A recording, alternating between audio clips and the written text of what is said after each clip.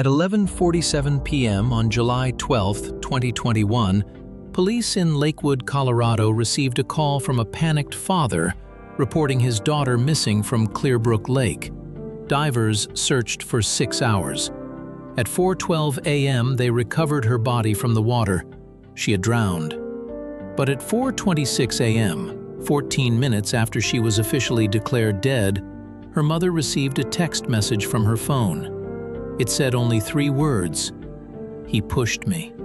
Her name was Madison Cole, 17 years old, high school senior, varsity swimmer, honor roll student, the kind of girl teachers described as focused, disciplined, and quiet.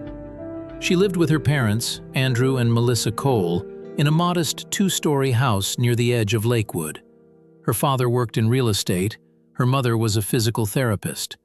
On the outside, the Cole family looked stable, structured, predictable. But friends later told investigators that Madison had been distant in the months leading up to her death. She had recently broken up with her boyfriend, Tyler Grant. 18 years old, star quarterback, charismatic, popular, the kind of boy the town expected to leave for a Division I college scholarship. Madison had dated Tyler for nearly 2 years. They were considered the perfect couple, until they weren't. 2 weeks before her death, Madison told her best friend that she was done pretending. When asked what she meant, she said, "You can't swim forever if someone keeps pushing your head under." No one understood what she meant at the time. On July 12th, Madison went to Clearbrook Lake with a small group of friends for a late summer swim. It was unofficial, no lifeguards, just teenagers and the fading light of a Colorado sunset. According to witness statements, Madison and Tyler argued near the dock. Voices were raised. One friend reported hearing Madison say, "You don't control me anymore." At 10:58 p.m., several teens jumped into the lake. It was dark by then. Flashlights from phones created scattered beams across the water. At 11:07 p.m., someone realized Madison wasn't resurfacing. Panic spread quickly. Tyler was the first to shout her name. He dove under multiple times, according to witnesses. Emergency services were called at 11:47 p.m. Search crews worked through the night. When divers finally located Madison's body at 4:12 a.m., she was 20 feet from the dock. The medical examiner later ruled it an accidental drowning.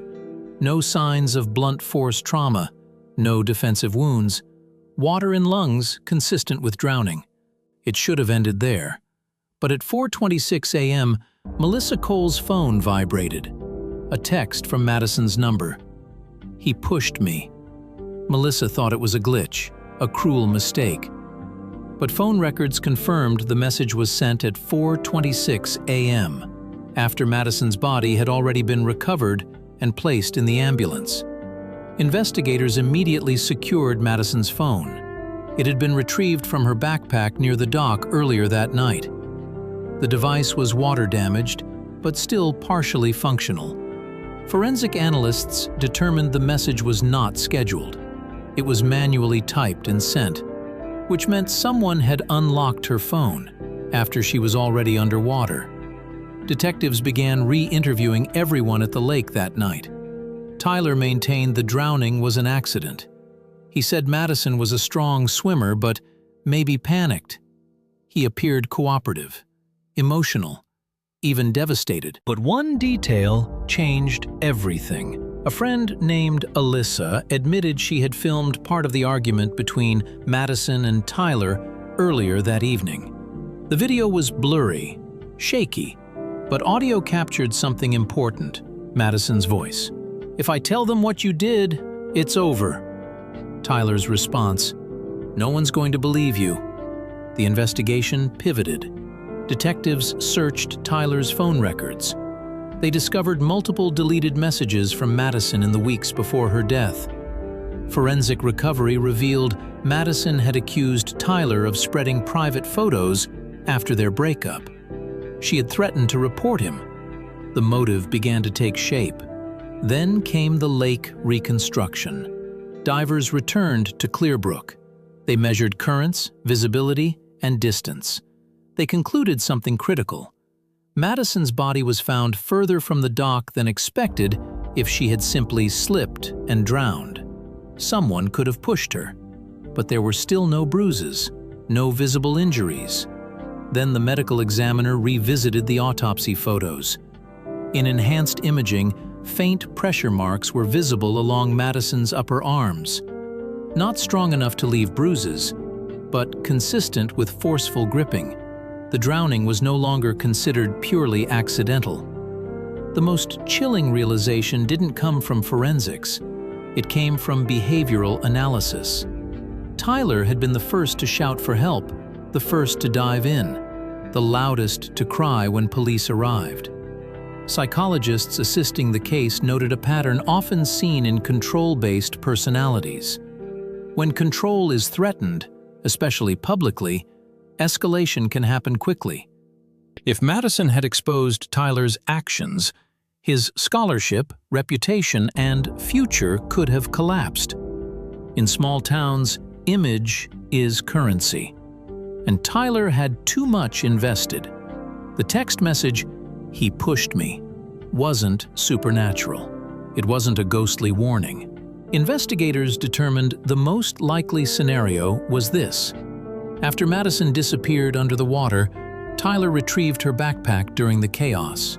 He unlocked her phone using her passcode, which he knew, and sent the message himself, not as a confession, but as misdirection.